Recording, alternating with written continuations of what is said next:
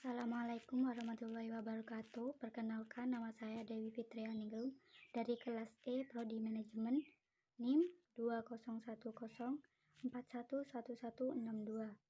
Di sini saya akan mempresentasikan kembali poin-poin penting dari materi hakikat manusia dalam pandangan Islam. Apa definisi manusia itu? Sebelumnya saya akan membahas tentang definisi menurut pandangan Islam.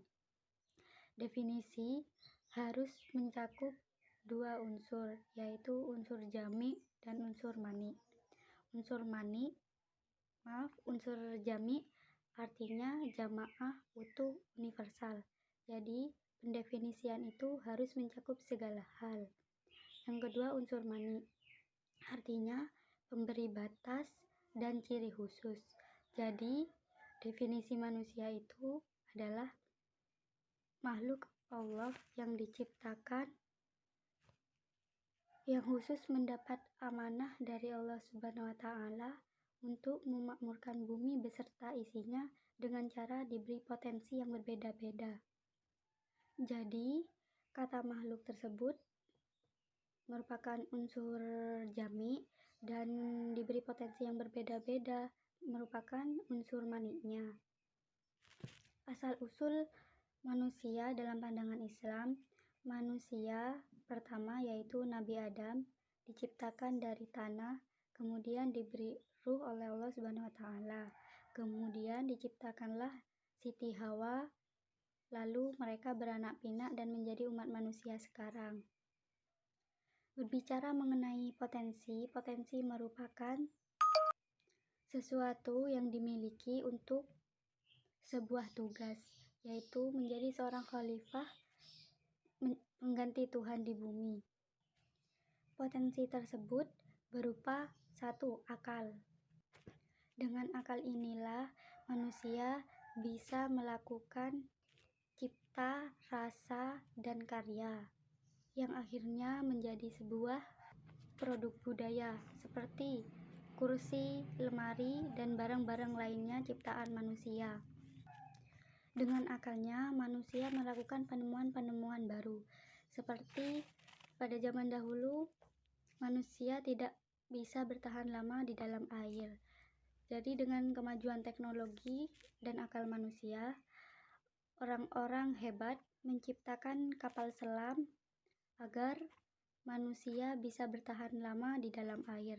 Kemudian manusia hebat tersebut menciptakan pesawat agar kita bisa di atas udara. Selain akal, Allah juga memberi potensi kepada kita, yaitu berupa nafsu kepada manusia. Salah satunya untuk beranak pinak agar menambah umat di bumi. Selain akal dan nafsu, manusia juga diberi kebebasan oleh Allah Subhanahu wa Ta'ala. Namun juga diberi petunjuk agar tahu mana yang salah dan mana yang benar. Potensi ini perlu diasah dan dikembangkan supaya manusia melakukan fungsinya dengan baik. Setelah membahas tentang potensi manusia yang diberikan oleh Allah Subhanahu wa Ta'ala, kita akan membahas kelemahan-kelemahan manusia. Kelemahan manusia diantaranya suka mengeluh, kedua, tamak. Contohnya, Nabi Adam dan Siti Hawa yang telah diberi segalanya di surga, namun hanya diberi satu larangan, yaitu tidak boleh mendekati tanaman khuldi. Karena ketamakannya dan rayuan setan, Nabi Adam malah memakan buah yang dilarang oleh Allah tersebut, dan akhirnya diturunkan dari surga. Kelemahan manusia yang ketiga adalah sombong. Dan yang keempat yaitu kurang bersyukur. Contohnya, kita bertahun-tahun telah diberi rezeki yang luar biasa oleh Allah Subhanahu wa Ta'ala.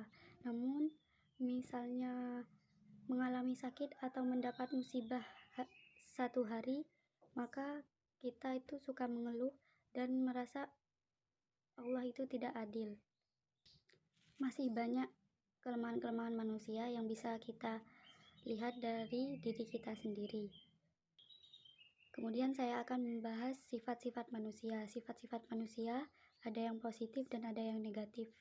Sifat yang positif menjadi potensinya, sedangkan yang negatif menjadi kelemahan manusia. Berbicara tentang manusia, sebenarnya manusia tidak mengenal sebagian besar dari dirinya. Hampir semua manusia hanya mengenal sebagian dari dirinya dari sisi lahiriah maupun fisiknya.